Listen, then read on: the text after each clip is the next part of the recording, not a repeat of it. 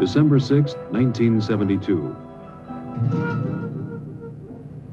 Eugene Cernan, veteran astronaut and commander of Apollo 17. He would be the last Apollo astronaut to stand on the surface of the moon. Dr. Harrison Schmitt, better known as Jack. He would be the first geologist to set foot on an alien world.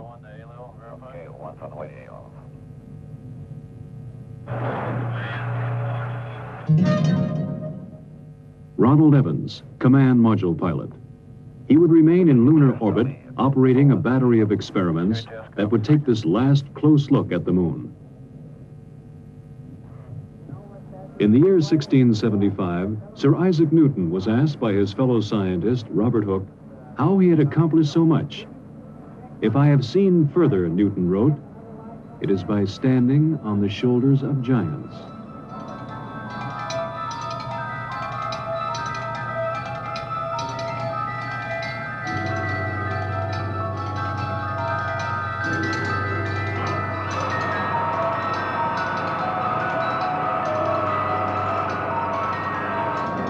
First-stage propellant tanks have been pressurized. The engines will build up to a thrust of 7.6 million pounds. T-minus 30 seconds. We have a cutoff. We have a cutoff at T-minus 30 seconds. This cutoff was automatic, done by the sequencer. One command, pressurized the S-4B stage, was not given. And despite the fact that it was going to be done manually, the sequencer, in effect, said, I didn't tell you to do it, and therefore you can't be doing it. So at 30 seconds, it very properly stopped the operation. Most of the work was being done right off the firing room in the Launch Control Center at Kennedy. However, there was a great deal of support from the Marshall Space Flight Center, who had a comparable operational group working there with their contractors. So we concluded that we were safe, and we gave the word to jump route to one signal and proceed, which we did.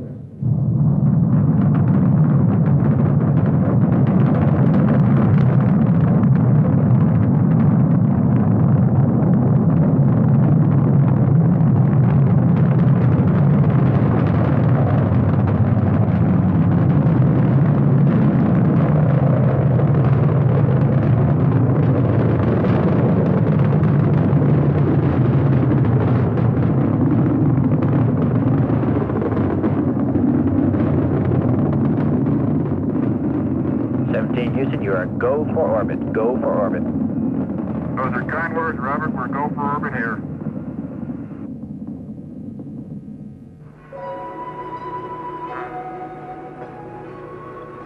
After checking out the spacecraft in Earth orbit, they burned out of orbit and headed toward the moon.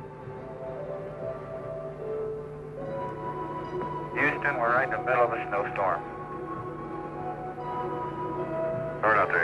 Ron Evans, at the controls of the Command Module America, moved in to dock with the lunar module Challenger. They pulled Challenger free of the booster's third stage, then continued the 3-day coast to the moon. GNS, ATM, Echo. Even as Cernan, Evans, and Schmitt headed toward the moon, directly below the Apollo 17 control room, Flight Director Don Putty ran his crew through a launch simulation for the first Skylab. As you're probably well aware, we are still working on other programs, Skylab being the prime effort starting in the spring of next year. We're also working on the cooperative mission with the Russians, which will take place in 1975. And of course, we've got quite a few of the flight control team as well as other center elements involved in the work on the shuttle. So it's the start of a new era, I hope. Skylab, of course, will fly in the spring of next year with 3 men going up and spending 28 days, and then 2 months later after they land, we'll put 3 men up for 56 days. They'll come down, and 30 days later, another 3 will go for 56 days. So the year of 73, calendar year, will certainly be a busy one from the standpoint of manned spaceflight. December 10th, 1972. America and Challenger went into orbit around the moon. Houston, this is America. You can breathe easier. America has arrived on station for the challenge ahead. The next day, December 11th, Cernan and Schmidt entered the lunar module and undocked.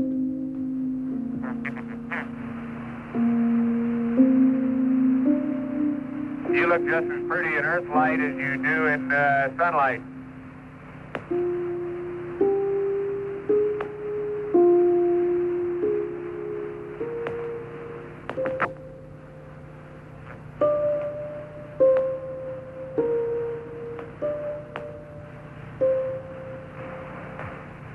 Roger, America. Have a good burn. Your lot's clear.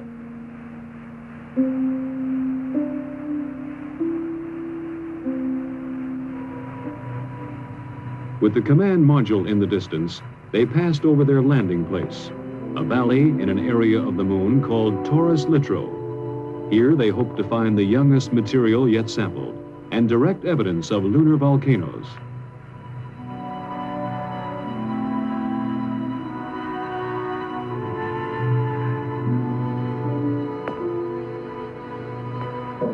You're looking real good, Gene. Right down the line. Oh, man, we're level with the top of the Mesquite now. Okay, stand by for pitch over. Oh, are we coming in? There it is. Proceeded.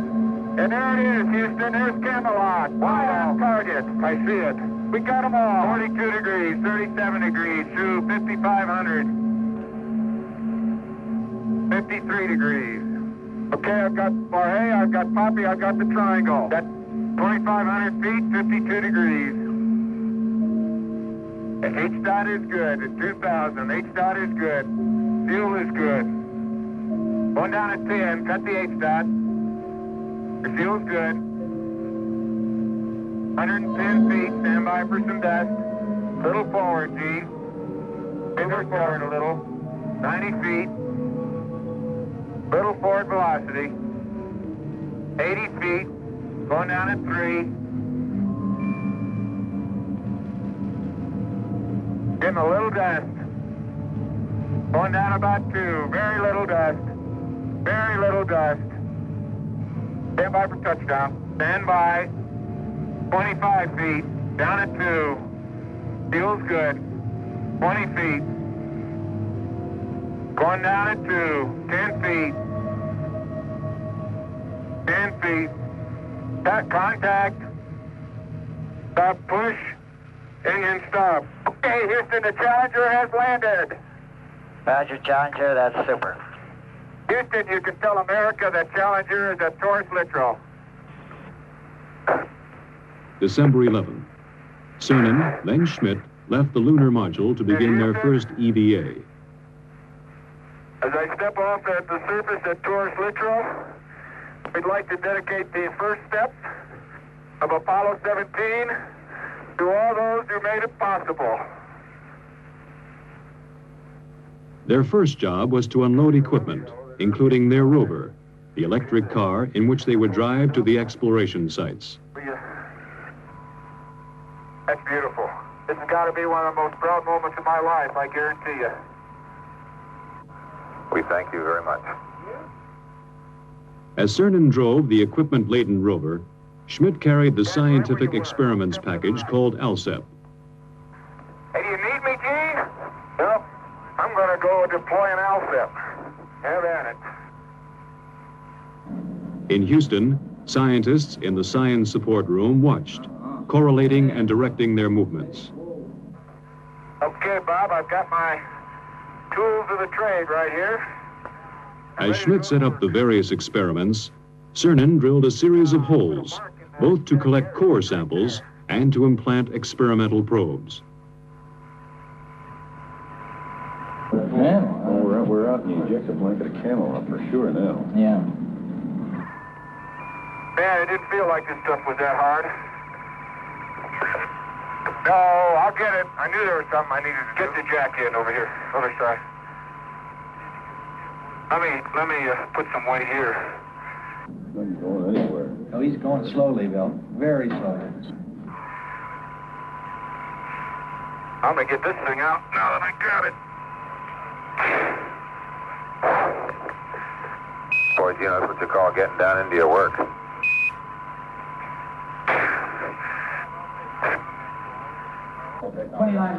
Yeah, it's 29.5 minutes from now, but remember, they left this side a little bit late. There it is. Okay. Jim, you better make it clear to Parker that we got to pull out. On the moon and on the Earth, they were fighting time now. There are just so many hours of oxygen and water in the backpacks. So many hours of life in the vacuum of the moon. We're up in this area. There you go. Watch that cable. Cable. Oh! Cable. Watch the cable. Cable number 1. You know, they're all fixed, Lee. They'll break the whole world before they'll break the cable this time. With the ALSEP functioning, they left the site for a shortened sampling traverse. Well, many parts of the ALSEP are functioning very well. The heat flow experiment is working excellently. It's transmitting back temperature data. The cooling down is still cooling down from the drilling process, and in a few hours they should be starting to get true heat flow information. Let's see if I can't crack the corner and get that contact. See if I can't get her. Look at the boulders out there. Jesus. It was time to head back to the Challenger, activate experiments, and get back inside. Man.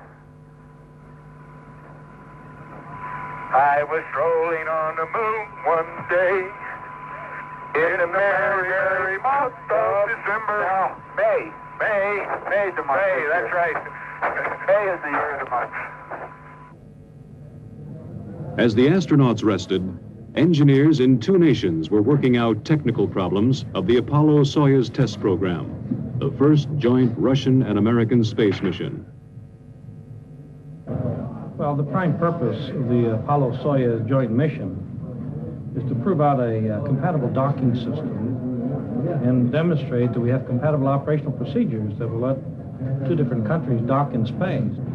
I think more than that, it has certainly a symbolic meaning of these 2 large powers learning to work together in space, which I believe are the new seas of mankind, the new frontiers, and work out solutions to problems wherein, although we're very competitive, we can still be cooperative and assist each other. And I think that this Apollo-Soyuz program stands for just that.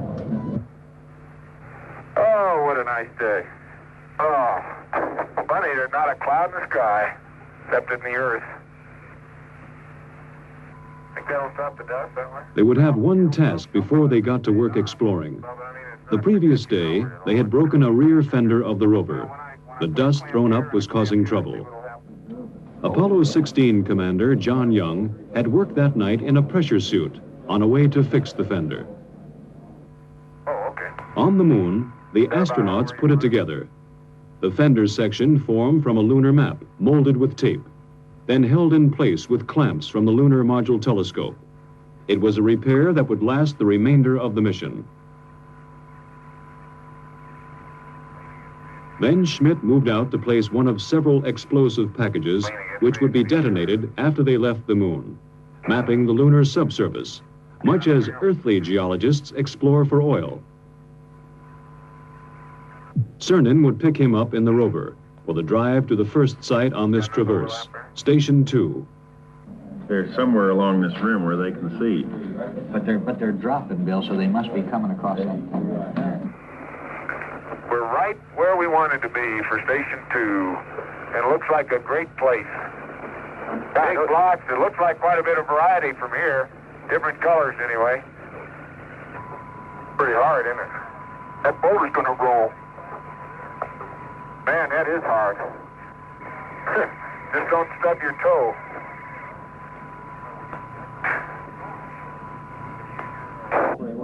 The foreground features are somewhat different, simply because they were farther up onto the hill, I think. But otherwise, that's remarkable.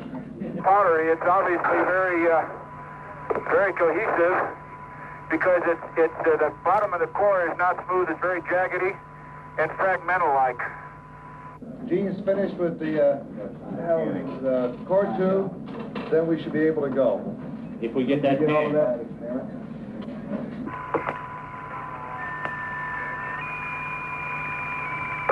No, dadgummit. Jack Schmidt, having a few problems. Come on. They would sample several locations on this EVA, but none would cause more excitement than the find of the crater called Shorty. Oh, hey! There is orange soil. Well, don't move it till I see it. It's all over. Orange! Don't move it till I see it. I've stirred it up with my feet. Hey, it is! I can see it from here. It's orange. That's the volcanic mix. Somebody unplugged silver. Fantastic, sports fans. It's trench time. Jack, that is really orange. I think it's the most exciting we've come across since the beginning of the Apollo program. I believe that it's going to be the most rewarding of all the finds on Apollo. Light gray material on either side. Oh, man, that's incredible. Hey, Gene, we're going to have to... That's incredible. You need to get a down sun color. There isn't enough time, Tony, to do it no matter which way you want to do it. We need more time. We may have to slip. We have to slip 5 in a little bit. He's getting about 3 centimeters of wax. They got to leave at a certain time regardless of what we got. Willing to give up all the light mantle stuff. They had to leave Shorty Crater and its orange soil and push on. Time, the enemy of the lunar investigator on the moon and on Earth. I can't believe we sampled the whole... I can't believe we sampled the whole thing right on. The precious minutes had run out. Return to the rover, drive back to the Challenger, close out EVA-2. We'd like you to leave immediately. Okay. My golly, this time goes fast. As the last Apollo crew worked on the moon, the engineers on Earth prepared for tomorrow's day in space. I have a model here of the space shuttle. As you see, it resembles a double-wing airplane on top of a propulsion system. System is going to be designed so all of the costly parts are reusable. Now that we're beginning to understand space, we're beginning to understand the potential, the economic potential, the need is to bring larger arrays of instrumentation up in space. The need to provide man with a real capability to work up in space. Okay, Bob, I'm on the pad, and it's about 4:30 a Wednesday afternoon as I step out onto the plains of Torres Littoral. Beautiful valley. December 13th. Yesterday, they had explored the south end of the valley. Today, they would go north. Yeah, well, let's ask for an extension. Hey, Jim, this is the last time for you to really go to bat for us, Jim. We know you'll do it for us. Send an extension for that L7. Yeah. Holy smoly! Why are we on a slope? You okay? Man, that's rough country in there, isn't it? Well, you're looking across Henry. Yeah. And let me see what it is. Apollo science will continue, and I'm sure much of the mysteries will continue to come out for many years to come. But of this I'm sure. Man has learned that space is his to explore. And man will return to space to explore, to the moon and beyond.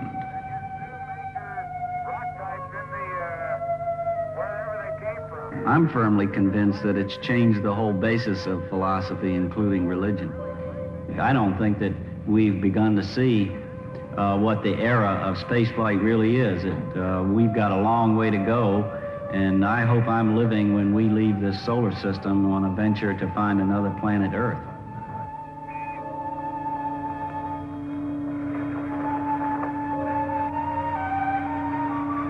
You know, Jack, when we finish with Station 8, we will have covered this whole valley from corner to corner.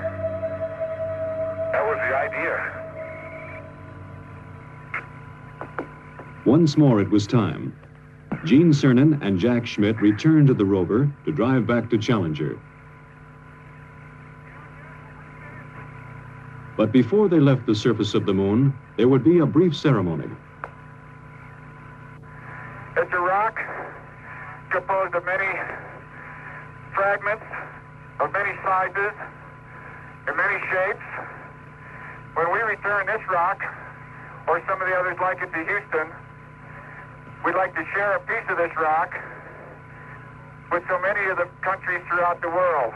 We hope that this will be a symbol of what our feelings are, what the feelings of the Apollo program are, and a symbol of mankind that we can live in peace and harmony in the future. And a final word from the last man on the moon. I'd like to just let what I believe history will record, that America's challenge of today has forged man's destiny of tomorrow.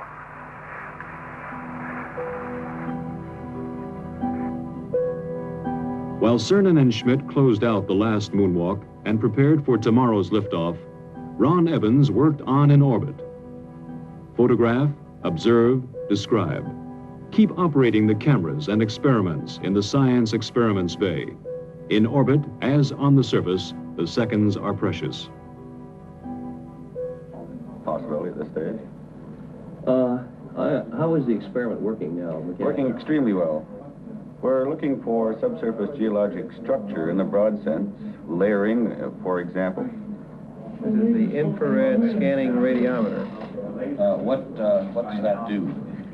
The radiometer measures the temperature of the moon and makes an accurate map of the temperature beneath the spacecraft. It is working with tremendous success. One other thing, how is the experiment working mechanically as far as the man and the machine? The experiment itself, the hardware is working perfectly, precisely the way it was supposed to work. Everything has functioned properly. An important part of the experiment is it requires the man to operate it.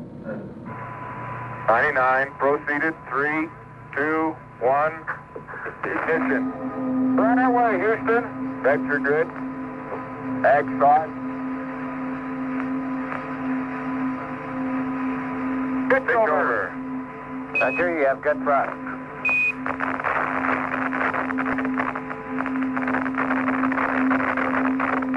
Okay, 30 seconds.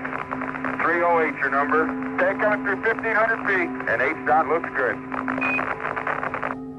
On the descent stage of Challenger, forever on the moon, they left a plaque reading, "Here man completed his first explorations of the moon, December 1972 AD. May the spirit of peace in which we came be reflected in the lives of all mankind." One revolution later, Cernan and Schmitt caught up with Evans and prepared for docking. Good to see you. Good to have you all back up here. It's been a good trip. Man, that Challenger's a beautiful vehicle. You betcha. December 16th. Burn out of lunar orbit and head home to Earth. Houston, America has found some fair winds and following seas, and we're on our way home. Hey, this is great. Talk about being a spaceman. This is it. December 17th, 170,000 miles from Earth. Ron Evans left the command module. Hello, Mom. We see you, Ron. Looking great. Okay. Hey, John. How you doing? Hi, Jamie. Evans was retrieving film canisters from the two cameras and the lunar sounding radar, data vital to the scientists on Earth. And the left was in. Before he got back inside, Evans took a last look at the crescent Earth. In 2 more days, they would be home.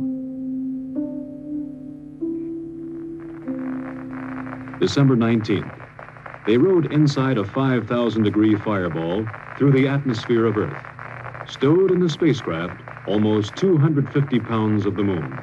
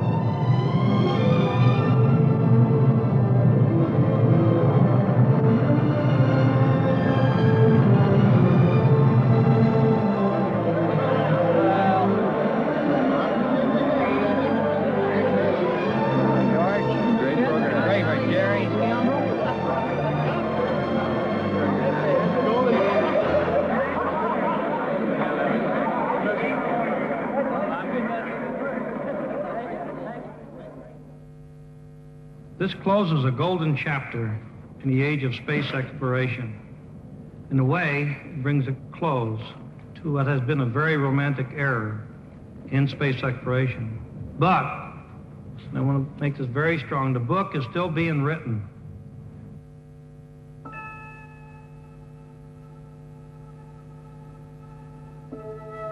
The moon, a lonely world in the absence of man. But here we have left our mark, a signature attesting a legacy to future generations. We stood on the shoulders of giants and touched the moon.